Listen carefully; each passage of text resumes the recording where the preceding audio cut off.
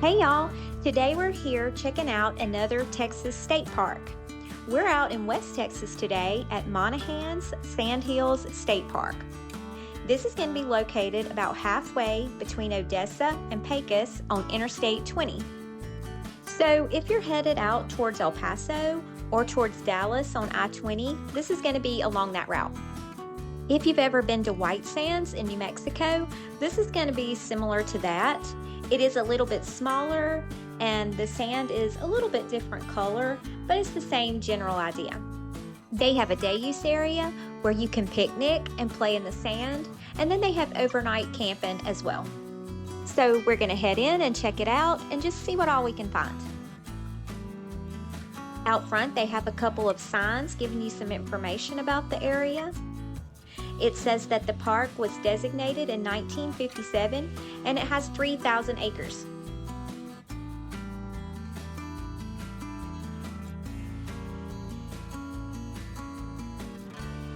Up the hill from the entry, they have a visitor center where you can check in at the office and get any information that you need. They also have a gift shop inside. They have a small museum, and then they have restrooms available as well. This is also going to be where you can pick up your park map to let you know where different things are located.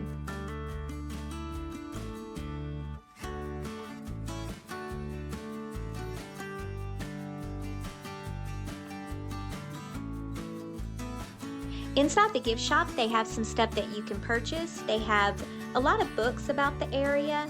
They have some magnets and some postcards and several other souvenirs from the park.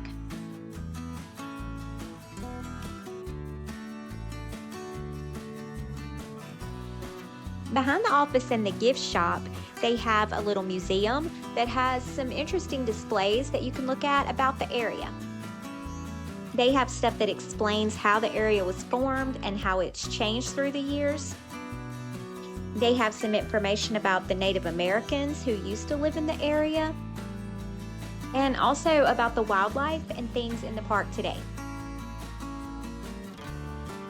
It doesn't take too long to see everything. It's not too big, but it's very interesting. They do have a lot of nice displays and things to look at, and it's also just a nice air-conditioned spot to enjoy. Depending on when you're passing through this area, you might need that air conditioning to cool off, because today, for example, it's almost the end of May and it's 100 degrees outside and the feels like temperature is 103. This is also going to be where you can rent discs that you can take up the hill and slide back down. It's a lot of fun to take them up the dunes and slide on them. They are going to be $6 a person, and you can keep those for the whole day. We haven't done that here, but we did do it in New Mexico when we were at White Sands, and it was a lot of fun. They also have spots out in the park where you can just drop them off when you're done with them. Outside the visitor center, they do have bathrooms, and they also have a water fountain where you can stop and fill up your water bottle. The bathrooms were very clean and very neat, and they did have air conditioning.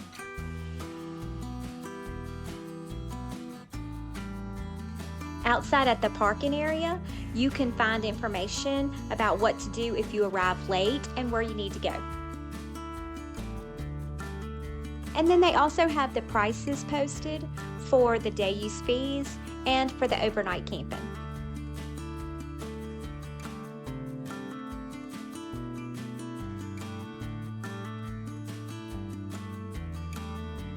Here's a quick look at the park map to kind of give you an idea of the size of the park and where stuff is located.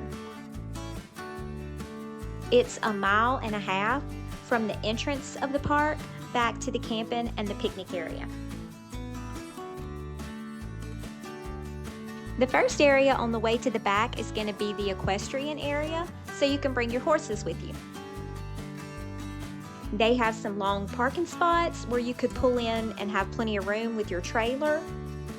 They also have a few picnic tables here, and then they have some covered stalls for the horses. They have 800 acres that are designated for horseback riding.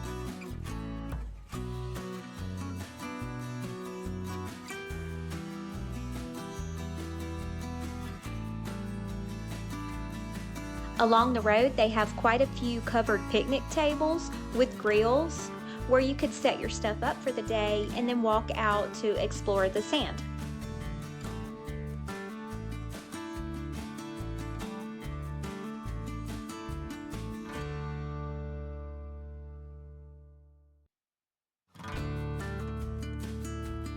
Once you get to the back side of the park, that's where you're going to find the sand that's really open and really pretty. It does look like you're at the beach without the ocean.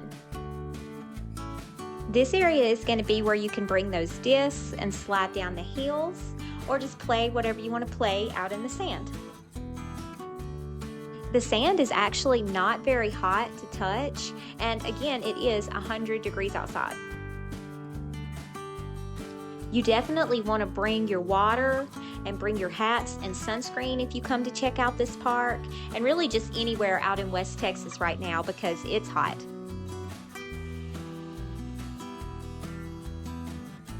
Like I mentioned in the last video, if you have a Texas State Parks pass, then the day use fee is going to be free, and the camping is going to be 50% off after the first night, and that's going to be for you and your whole group.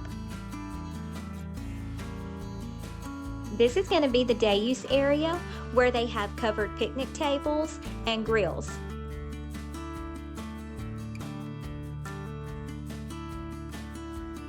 They have a volleyball net set up, so if you want to play volleyball, that's there. They also have a little shower area where you could rinse off the sand before you head out. This house with this picnic pavilion is available to rent for $50, but I believe at this time it's closed for renovation.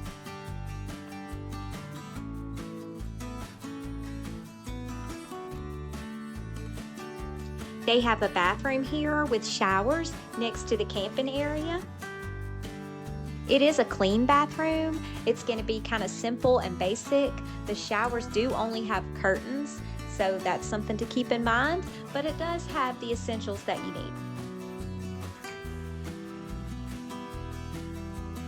The campsites are going to be out in the sun, but each site does come with a covered picnic table and a grill.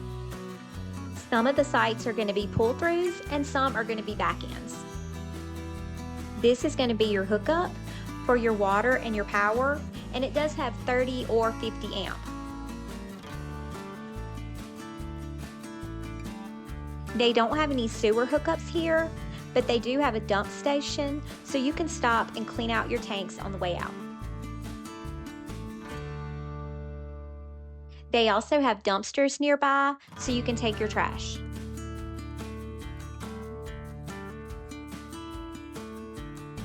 Here's a look at some of the campsites as we're driving around. As you can see, some of them are pull-through, where you just basically pull up and park. It looks like on some of the sites, you are going to be sharing the covered picnic table area with your neighbor.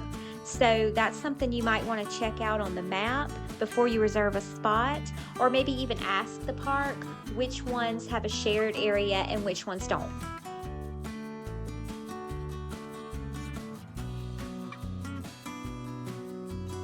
The campsites themselves are on the pavement, and then obviously the sand is going to be all around like the beach.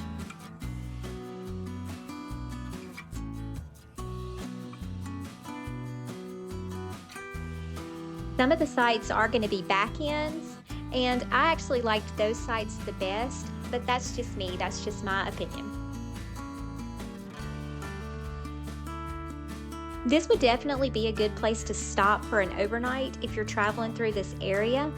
The park entrance is right on the Interstate exit, and then there's also a pilot station on the same exit, so it's really convenient to just pull off and pull back on.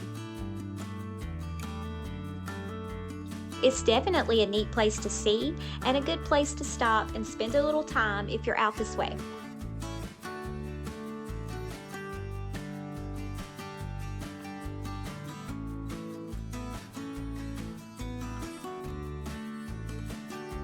Also, since this is in the Permian Basin, there's an oil well at the back of the park.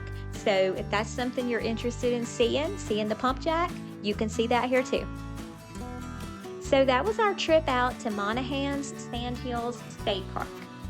God blessed us with a great day to come by and check it out, and we're just glad that we're able to share it with you.